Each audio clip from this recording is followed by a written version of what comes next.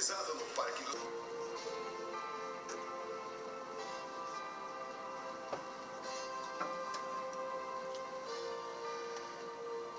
Jeremias 31, versículo 31 diz: Eis aí vem dias, diz o Senhor, em que firmarei nova aliança com a casa de Israel e com a casa de Judá.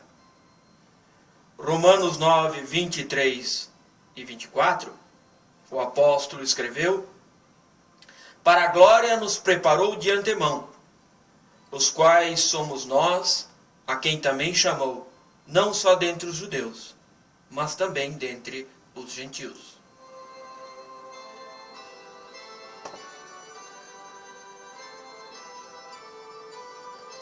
Bom dia! Bom dia a você, meu irmão, minha irmã, evangélico de confissão luterana. Bom dia a você, meu irmão, minha irmã, das outras denominações cristãs aqui do Vale do Rio do Peixe. Bom dia a você, meu irmão, minha irmã, de outra confissão religiosa.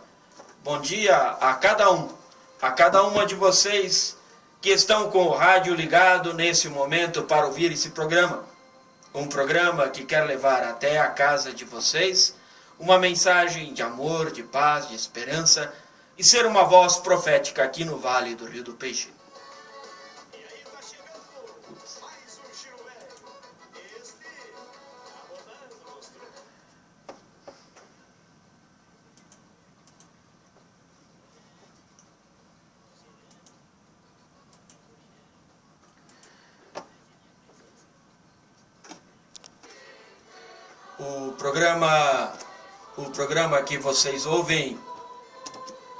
O programa que vocês ouvem chama-se Tempo de Reflexão e ele é levado ao ar pela comunidade evangélica de confissão luterana no Brasil, ISLB.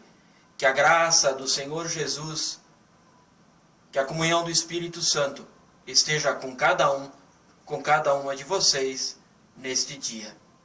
Amém.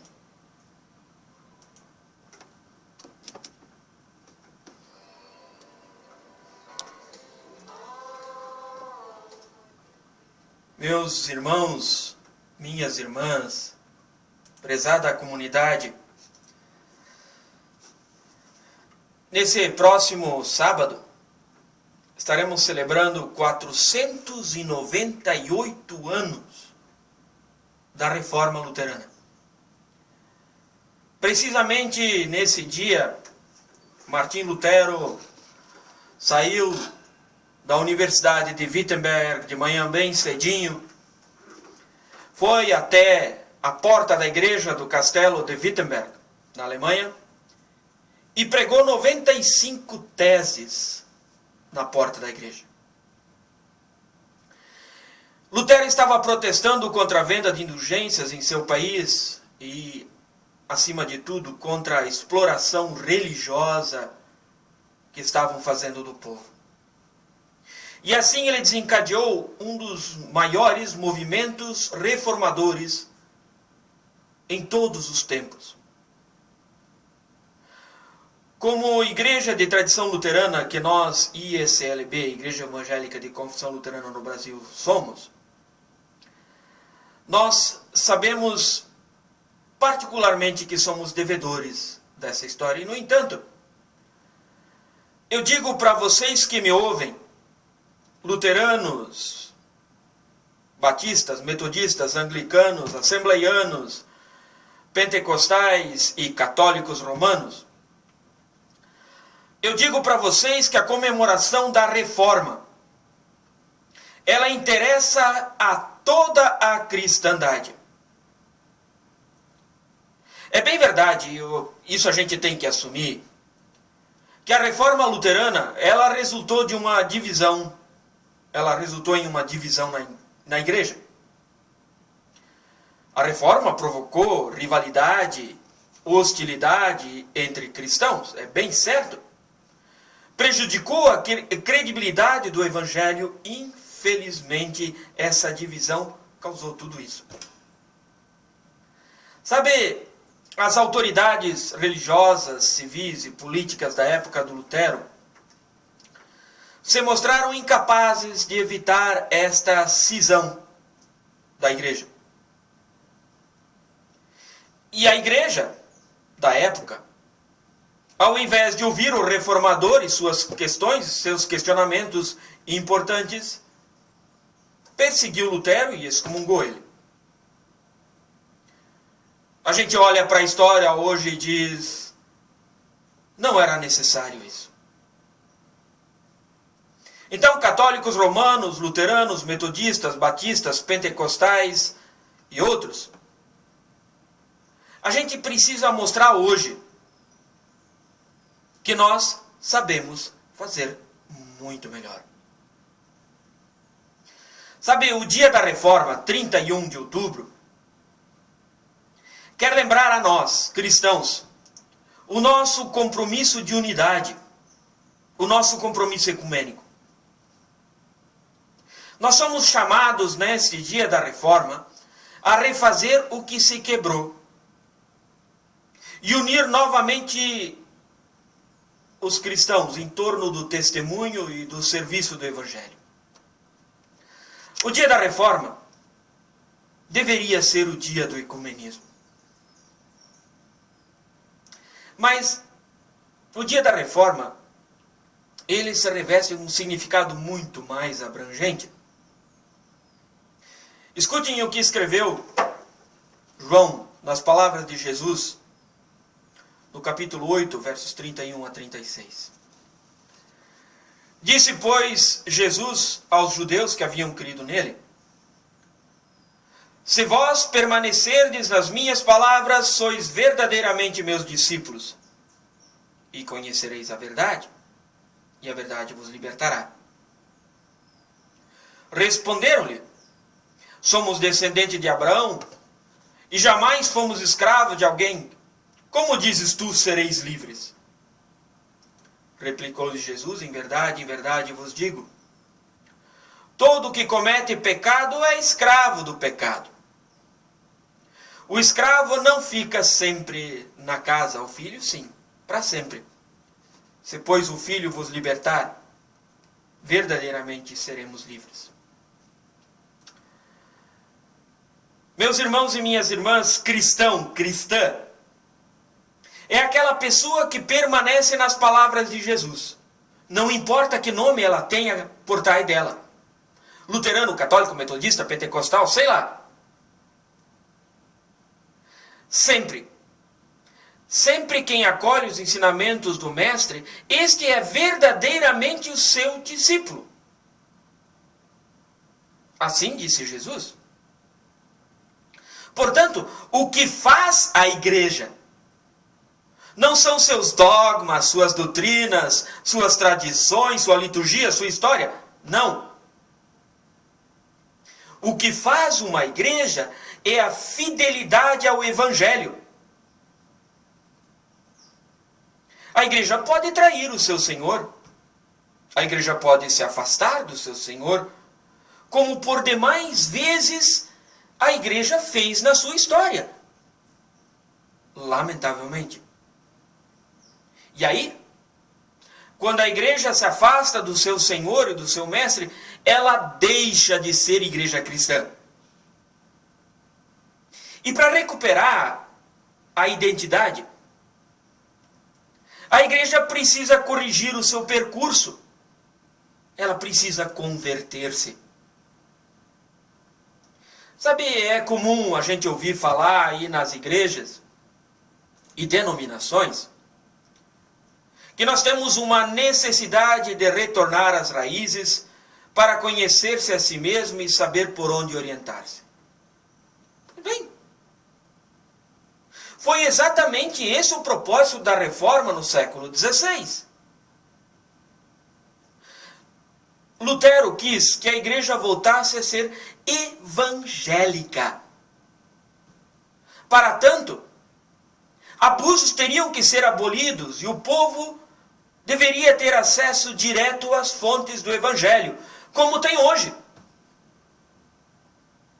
Foi forte o clamor que exigia o retorno da igreja às suas origens, que é o Evangelho. Reforma, gente, reforma é uma coisa que costuma ser antipático, tanto antigamente como hoje. Reformas significam mudanças e provocam a resistência de grupos que temem perder privilégios. Maciços interesses bloqueiam as iniciativas e produzem um congestionamento de projetos pendentes com sérios prejuízos para a população.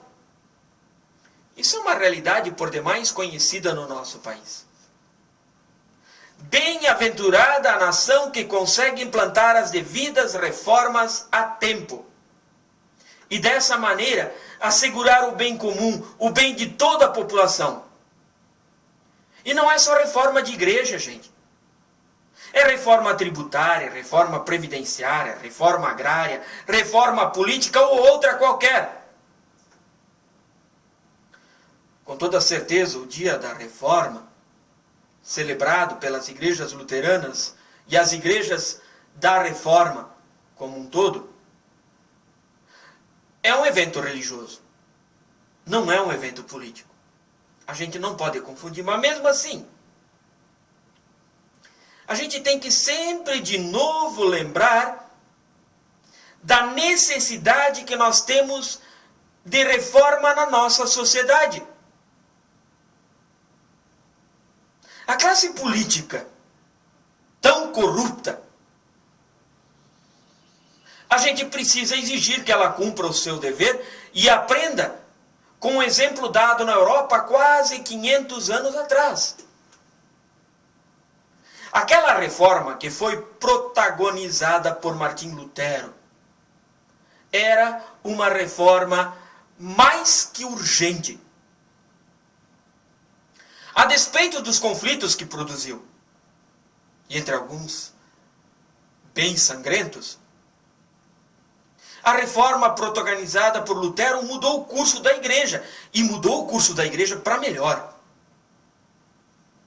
A proclamação do evangelho em versão protestante redundou em transformações sociais, as quais ninguém em bom juízo vai querer reverter. Um bom exemplo, a universalidade do ensino. Ensino público, ensino gratuito para toda a população é coisa inventada na reforma. As proclamações deste evangelho, a partir da reforma, mudaram o jeito de ver o mundo. A reforma deu atenção à educação do povo mais simples, porque até ali, só quem podia estudar eram os nobres. E de muitas maneiras, gente, o mundo que nós conhecemos hoje, o mundo moderno, é devedor desse espírito da reforma. Voltar às raízes, isso de modo algum significa restaurar as condições de outrora ou cultivar coisas antigas. Restaurar as raízes, voltar às raízes, não é sinônimo de conservadorismo, como alguns políticos da bancada evangélica querem. Ou de entusiasmo com antiguidades e leis que, graças a Deus, já estão mortas. Pelo contrário, gente. Reforma quer a mudança. Reforma quer a adequação a novas circunstâncias. Reforma quer renovação. Isso não pela simples mania de mudar. Não. A boa reforma busca substituir o que já não mais serve por algo muito melhor. E para haver reforma, é preciso proposta. A exemplo da justiça social, quando se trata de projeto político. Reforma deverá ser concretizado nas condições da atualidade. A proposta da igreja. Bom, a proposta da igreja é o Evangelho. A palavra que tem em Jesus Cristo a sua origem, tem em Jesus Cristo a sua raiz. Esta palavra é vida e é verdade. Os discípulos convidados por Jesus permaneceram no que lhes deu e no que lhes falou. Recebem a promessa de conhecer a verdade e a verdade vos libertará. Verdade. Verdade é uma palavra fantástica. Quase demais. Desde aquela célebre pergunta de Pilatos, a palavra verdade está numerada com suspeitas. Verdade realmente existe? Se existe, existe no plural, em forma de verdades. Pois cada um tem o direito de ter sua própria verdade. Não é assim que dizem por aí? Parece ser esta a lei da sociedade multicultural em que nós vivemos, que sanciona o pluralismo e já não mais consegue formular normatividade.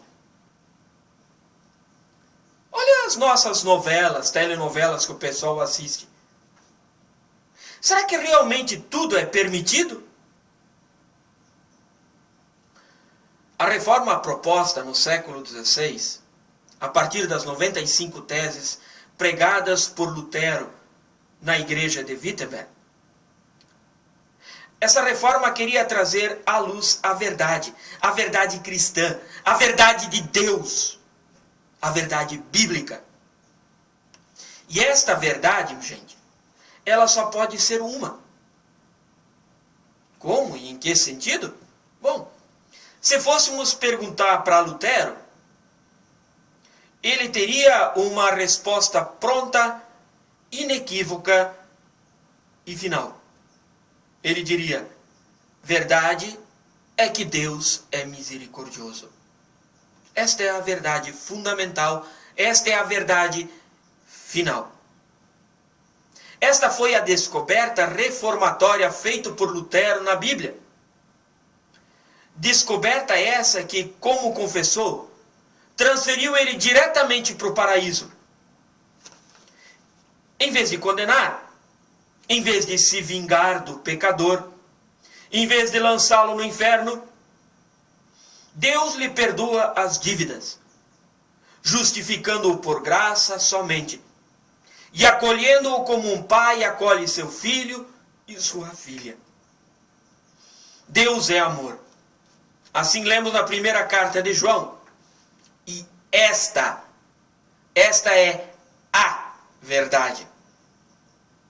E por ser assim, gente, o amor também é o supremo mandamento para mim e para você que está me ouvindo. Como é que eu consigo um Deus misericordioso? Bom, essa pergunta de Lutero não nasce de uma consciência doentia, angustiada, não. Esta é a pergunta decisiva de toda a humanidade.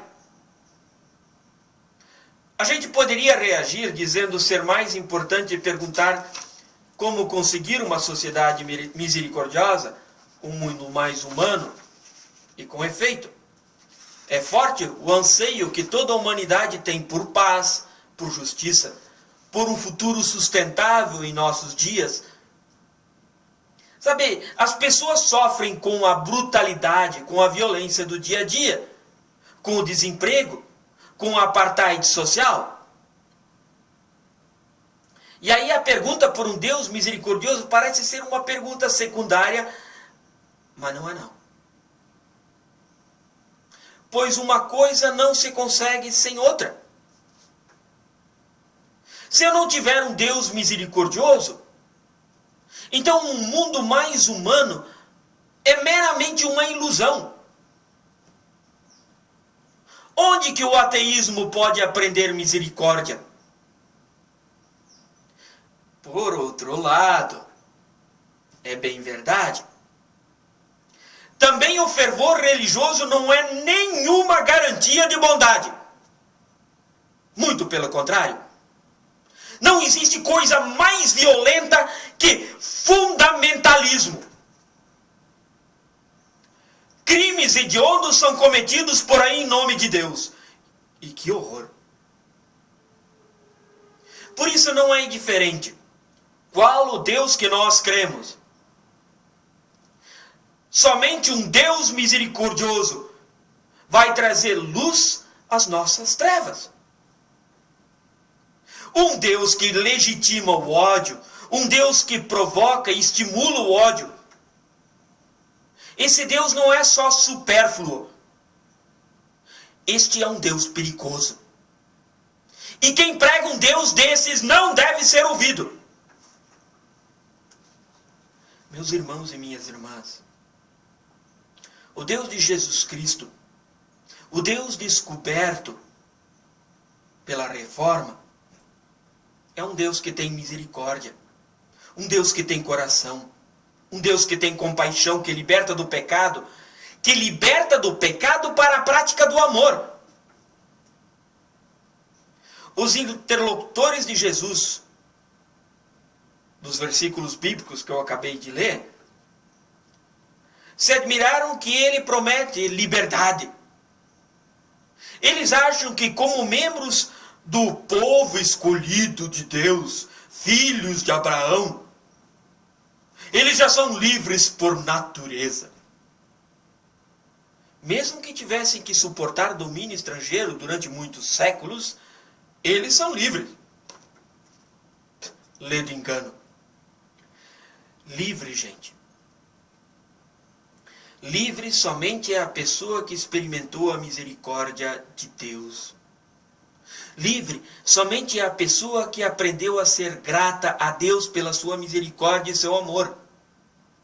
Livre é quem se inspira nessa misericórdia de Deus, nesse amor de Deus, e traduz a misericórdia e o amor de Deus em misericórdia e amor ao próximo. Porque essas pessoas então se rebelam contra o pecado nesse mundo, contra a corrupção de políticos, corrupção do dia a dia e contra a exploração. Livres são essas pessoas, libertadas pela misericórdia e o amor de Deus, que aí terão coragem para protestar contra a injustiça e transformar o combate ao terror em combate ao ódio. Somente o amor de Deus é capaz de vencer o ódio, o fundamentalismo. Livre é quem sabe desistir da vingança e subordinar seus interesses egoístas ao bem comum. A verdade nos libertará, diz Jesus. Libertará para o culto a Deus e o serviço ao próximo. Este é o grande mandamento. Meus irmãos e minhas irmãs, dia 31, próximo sábado, é dia da reforma. A reforma tem sido um gigantesco movimento libertador, movido pelas certezas de que a salvação tem a sua fonte no amor de Deus e mais nada. A reforma libertou as pessoas de dependências eclesiásticas e políticas e lembrou a toda a cristandade qual é a sua origem, que é o Evangelho. A reforma teve seu tempo. O dia comemorativo pretende manter vivos os impulsos pelos quais a reforma se nutriu. Sob essa perspectiva, meus irmãos e minhas irmãs, 31 de outubro, dia da reforma, quero encorajar toda a igreja para uma nova arrancada. Não só de luteranos e reformados, mas a igreja de Deus em toda a sua integralidade, espalhada por todo o mundo. Voltar às raízes e partir para um novo ataque à realidade do mal. É isso que a reforma luterana nos compromete. O dia em que comemoramos essa reforma se reveste por isso da mais alta relevância.